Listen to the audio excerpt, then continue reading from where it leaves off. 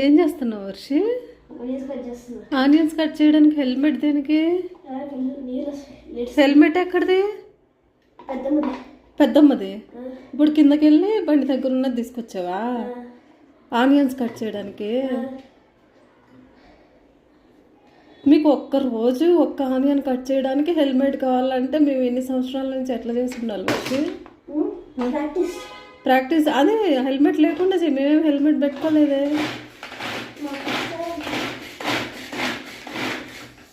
మళ్ళీ కట్ కూడా లేదు, అది దాంతో కట్ చేస్తున్నావు, దానికి హెల్మెట్.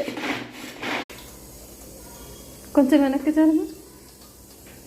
దేనికి ఇప్పుడు ఆ ఆనియన్స్? బరుగులు కలుపుకునేకి.